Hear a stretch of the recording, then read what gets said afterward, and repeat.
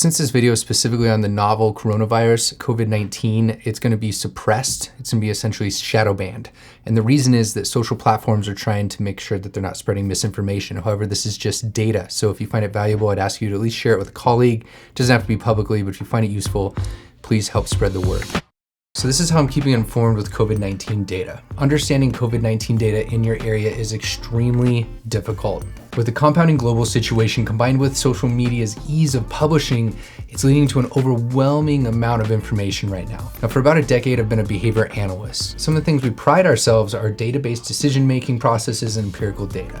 Like almost everyone else in the world, we're unsure of what calls to make in this time though, with regard to providing services when it comes to helping people with mental and behavioral health issues in their life.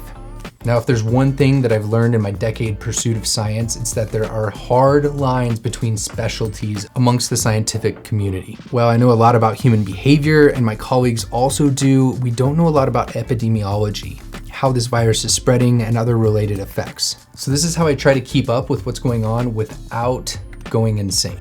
So my preferred way is actually going onto Twitter. And so with Twitter, they have this nice curated list right at the top that you can tap. It has two different things going on, a recap and top commentary. The recap is essentially at the top, just like a quick list of what's going on. Think headlines, top things that kind of catch your eye. Below that is a curated list based on regions, countries, and it seems to be shifting based on what time of day, who's in kind of their peak media potentially right now. That's my hunch, I'm not for sure.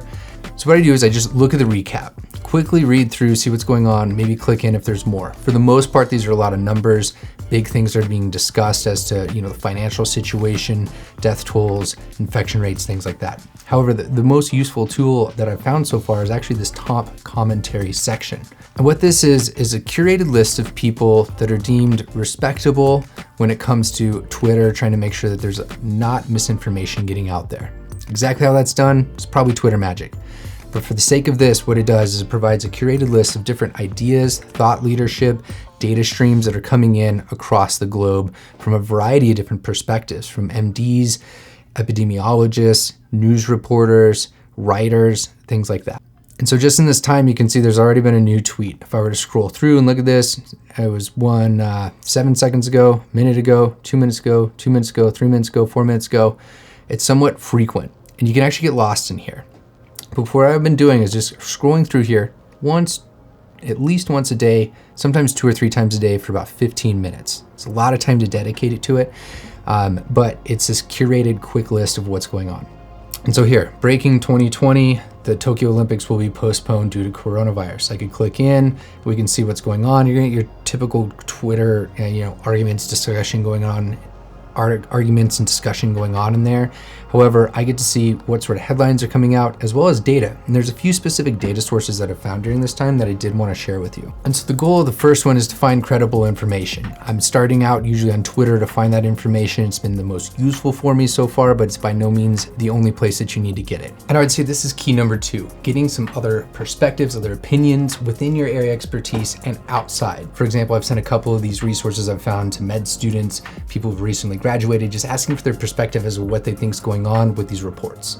And then number 3, understanding the local impacts. And for this, I found really 3 useful resources. The first is the European Center for Disease Prevention and Control. This appears to be the best conglomerate of all the data sources coming together. I know that Johns Hopkins, the World Health Organization and other organizations are putting things out and trying to consolidate them, but we've consistently seen issues with them not corresponding. This is at least the one that most of my colleagues are leaning on the most now. Now, there's also the concern about whether or not our sampling rates, that is how often we're testing, is impacting the number of confirmed cases and to what extent that might be skewing the data. And so for that, I have a second resource here linked below. Go check it out. This is just one interpretation that came out yesterday, March 22nd. Again, this is one perspective, hold it lightly, but do look at this. It is quite alarming. And then the last one is actually a really nerdy group of people looking at this visually. And so I've included the link. It is on Facebook only, but is a group of about 1,000 people that are looking at different data sets across the world, charting them on logarithmic scales, which is actually really important for being able to predict the number of new cases. So you can kind of take all of these in together, get an understanding of what's going on, and at least make an interpretation as to the severity of the situation, what's going on, and whether or not things are actually working in your neighborhood. So For example, we see people charting and looking at the effects of social distancing after the week or two that has been in place by using these sort of graphical displays. So I hope this is useful to you. I wish you all the best of luck and health for you, your loved ones, those you serve, and I'll see you in the next one. That's your Daily BA.